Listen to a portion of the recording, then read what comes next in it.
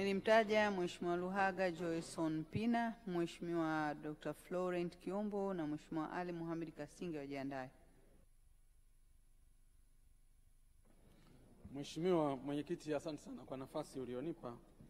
Na mimi nijumuike na wenzangu kuipongeza sana hii wizara ya utumishi wa umma na utawala bora, ambayo mtumishi namba 1 ni Rais wetu wa Jamhuri ya Muungano wa Tanzania Dr. Samia Suluhu Hassan, akisaidiwa kwa karibu na Waziri George Boniface Simbachawene. Tunawapongeza sana kwa namna ambavyo mnaendesha jopo hili la watumishi wa umma kwa ajili ya kuhakikisha kwamba maendeleo yanapatikana na huduma kwa wananchi zinapatikana. Na Mheshimiwa, lakini pia kama wawakilishi wa wananchi tunashukuru sana kwa hatua ambazo zinazoendelea za serikali za kuendelea kutoa nafasi za ajira. Vijana wetu sehemu mbalimbali wanapata ajira kwenye maeneo mbalimbali. Sasa hapa pia nami niungane na Wakristo wote pamoja na watu wote duniani kuomboleza kifo cha Papa Francis. Lakini pia waziri hapa amezungumza, na mimi nataka kurudia juu ya msiba wa marehemu Boniface Kisima Nyamuhanga, mkurugenzi mkuu wa TANESCO. Kabisa kwa moyo wa dhati nasema kwamba alikuwa miongoni mwa watumishi bora sana hapa nchini na tutamkumbuka kwa alama alizoziweka. Amekamilisha bwawa la Mwalimu Nyerere 100%. Amepunguza kwa kiwango kikubwa na katakata ya umeme iliyokuwa haina maelezo. Ameendelea na alikuwa kwenye hatua nzuri pia hata ya kuvunja mikataba mibovu ya TANESCO iliyokuwa inalisumbua taifa letu. Lakini vile vile kiongozi huyu alikuwa anaendelea kufanya tathmini hata ya kuona namna ya kupunguza gharama za umeme. Tutamkumbuka sana mzalendo huyu, ni mmoja ya watumishi ambao ni kielezo kikubwa kwenye taifa, na taifa letu limepoteza mtu makini sana. Mheshimiwa Mwenyekiti, Mheshimiwa Rais aliunda tume ya maboresho ya kodi na akaipa miezi 6. Miezi hiyo 6 imekwisha. Hiyo tume tunalitaka sasa iwasilishe ripoti hiyo, kwa sababu tuna hamu kubwa ya kujua mapendekezo ambayo walioyaleta. Na mimi kama nilivyosema nitapeleka kwao, nilipeleka maoni na mapendekezo ya kurasa 235 ambayo yalikuwa na mambo mengi humo ndani, lakini pia nawapongeza kwa sababu walinijibu kwa wakati. Na nataka nishare na bunge hili. Wanasema nilipowapelekea zile kurasa za mapendekezo na maoni kurasa 235, Secretariat ya hiyo tume ilinijibu kama ifuatavyo: Mheshimiwa Mpina, tunakiri kupokea maoni yako kuhusu maboresho ya mfumo wa kodi nchini. Maoni na mapendekezo uliyoyatoa ni mazuri, yameandikwa kwa ufasaha na tutazingatia katika uchambuzi ili kupata mapendekezo ya pamoja ambayo kwa hakika yataleta maboresho ya mfumo wa kodi nchini. Tunakushukuru sana, na mimi nawashukuru sana.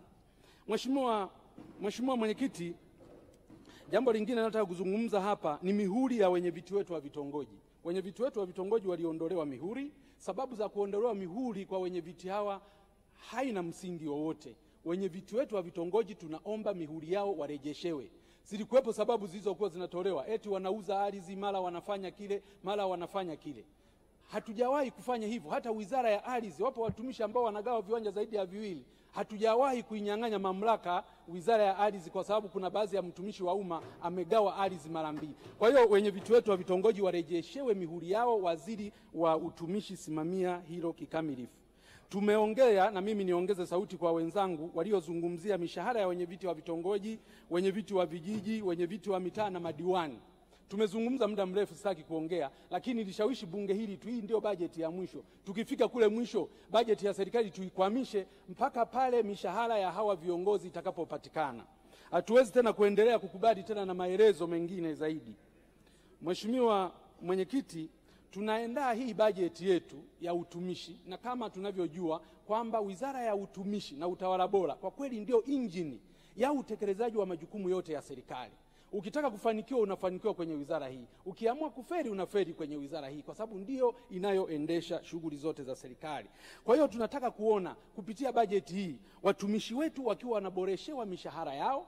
Tunataka kuona kupitia bajeti hii madai yote ya watumishi wa umma, malimbikizo ya mishahara, madeni ya uhamisho, madeni ya posho za uhamisho, madeni ya posho za likizo na maslahi mengine muhimu. Hatutaki tena kuendelea watumishi wetu kuendelea kudai madai haya ambayo ni halali. Kwanza tuliyapitisha kwenye bajeti husika, hatujui kwa nini walienda kukopwa wakati bajeti ilipita hapa. Kwa hiyo tunataka mwaka huu kupitia bajeti hii maslahi ya watumishi, kabla hatujaondoka bungeni hapa tarehe 27 Juni, tumehakikisha watumishi hao wamelipwa mishahara hiyo. Na wewe waziri wa utumishi unalo jukumu la kuhakikisha kwamba mambo haya yametekelezwa. Swala la kupanda kwa mishahara lisiwe jambo la hisani tena. Mheshimiwa Mwenyekiti, kwa masikitiko makubwa sana nimesoma pia kiambatisho namba 7 kinachohusu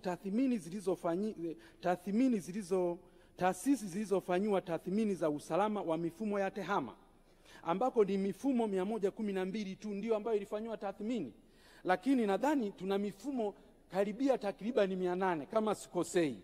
Sasa hizi tathmini za kiusalama zinapofanyika kwa udogo namna hii, Mheshimiwa Mwenyekiti, tunapata matatizo makubwa sana. Tunategemea mifumo ya TEHAMA kukusanya kodi, tunategemea mifumo ya TEHAMA kwa ajili ya kusimamia matumizi ya serikali. Sasa hivi mifumo mingi ina matatizo makubwa, ina changamoto nyingi. Mifumo imeanzishwa na kuanza kutumika ikiwa wakati mwingine Kazidata na Seva bado zinamilikiwa na venda, lakini mifumo mingine inaruhusu fedha mpaka kuingia kwenye mifuko ya watu, kwenda kwenye akaunti za watu. Alafu bado una changamoto hii kubwa, mifumo yako ya kufanywa ukaguzi. Mkaguzi CAG amelia juu ya kuparalyze kwa mifumo yetu ya ukusanyaji wa mapato, juu ya kuparalyze kwa mifumo yetu ya usimamizi wa matumizi. Sasa Mheshimiwa Spika, Mheshimiwa Mwenyekiti, kama hili jambo litaendelea na mifumo ya TEHAMA ndio hii ambayo tunayoitegemea. Kama mfumo unaweza ukakaa mfumo au kaguliwa usalama, mfumo unaendeshwa haujakaguliwa usalama, manake mtu yote anaweza katempa nao, mtu yote anaweza kaingia kwenye mfumo akabadilisha takwimu, mtu yote anaweza kaingia kwenye mfumo akafuta kumbukumbu. Usalama wa taifa letu uko wapi? Usalama wa mapato yetu uko wapi? Na jambo hili linasimamiwaje? IGA wana tatizo gani la kushindwa kulimanage hili jambo? Na waziri wa utumishi anatuambia nini kuhusu uwezo wa IGA katika kusimamia hili jambo?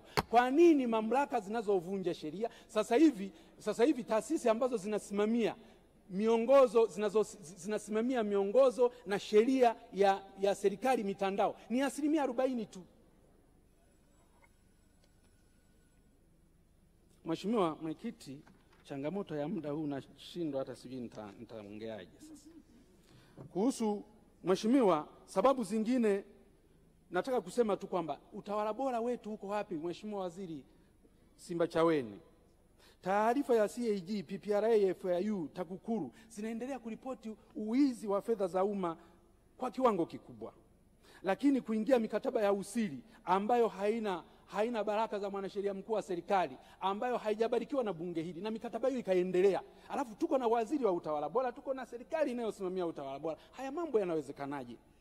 Lakini 40% ya watumishi wa umma hawafanyi kazi, na ni taarifa ya waziri mwenyewe. Watumishi wengine wamewekwa benchi, na mwenzangu amezungumza kwa fitina tu na chuki ndani ya mamlaka, lakini wameachwa tu, na anayefanya hivyo ameachwa tu. Kukabidhi rasilimali za umma kwa wageni, kwa mfano machimbo ya wachimbaji wadogo, taarifa za CAG kutokufanywa kazi, mifumo na mikopo na matumizi ya fedha za umma hata nje ya bajeti. Haya mambo haya yanaruhusiwaje? Waziri wa TAMISEMI, waziri wa utumishi huko hapa, waziri wa utawala bora huko hapa. Kuna manju mmoja kule kwetu aliwahi kuimba Dumoga Gijozwa Olono Saba Jirale Jabademi, anaitwa Mwanachulichuli. Kwa nini tunashindwa kuchukua hatua mahala ambako sisi tunaweza kuchukua hatua? Mheshimiwa Spika na Mwenyekiti, kwa mfano taarifa ya nchi yetu kulipa trilioni 1.438 katika mahakama, tovuti ya KSID inaonyesha kuwa baadhi ya makampuni yamelipwa baada ya kupewa tuzo katika mahakama ya kimataifa ya usuluhishi wa migogoro na uwekezaji na biashara, ambako nchini kwetu mpaka sasa hivi tumekwisha lipa trilioni 1.438 tena kwa siku za hivi karibuni. Hizi taarifa zinaonyeshwa kwenye tovuti ya KSID, trilioni 438. Lakini bunge hili halijawahi kuelezwa na waziri wa utumishi na utawala bora. Bunge hili halijawahi kuelezwa na waziri wa katiba na sheria. Bunge hili halijawahi kuambiwa jambo lolote, isipokuwa kule akisidi kwenye tovuti ndio wanaonyesha tu trilioni 1.438, ambako hizi fedha hatujawahi kuzipitisha sisi, na hatujawahi kuomba kibali, na hatujawahi kuambiwa kwa nini serikali ilienda kushindwa katika madai hayo.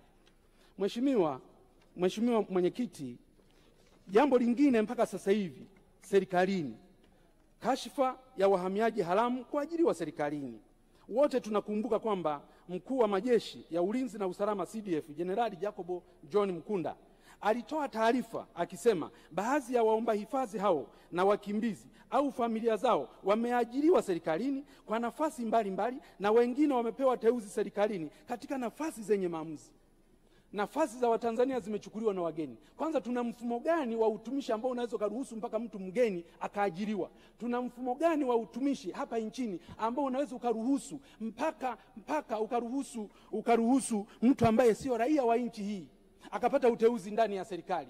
Tuna mfumo gani? Yanawezekanaje haya? Na taarifa hii kwa sababu ilikwisha tolewa, waziri wa utumishi na utawala bora, una shida gani, una kigugumizi gani kuitolea taarifa kikamilifu ndani ya bunge hili? Ni akina nani ambao wameajiriwa ndani ya nchi si raia wa Tanzania? Ni akina nani ambao wameteuliwa ndani ya nchi yetu sio raia wa Tanzania? Ni akina nani hao na vyeo vyao na hatua zilizochukuliwa na serikali? Kuna shida gani? Kiongozi mkuu wetu wa majeshi ametoa taarifa nyeti kama hii, halafu inanyamaziwa, haitolewi taarifa mwaka jana na hata mwaka huu. Tatizo ni nini serikalini?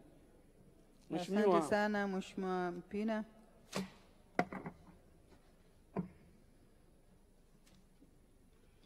Tunaendelea na Mheshimiwa Dr. Florent Kiombo. Mheshimiwa Mrisho Gambo ajiandae. Mheshimiwa Mwenyekiti, nishukuru kwa nafasi ya kuchangia katika bajeti hii ya management ya utumishi wa umma na utawala bora. Lakini kwa nafasi ya pekee, Mheshimiwa Mwenyekiti, nipongeze Mheshimiwa Dr. Samia Suluhu Hassan, Rais wa Jamhuri ya Muungano wa Tanzania, kwa kweli kwa mapenzi mema ya nchi yake, na hasa katika eneo kubwa kuongeza bajeti ya wizara hii, ambapo sisi wote ni mashuhuda ambao tunaona bajeti hii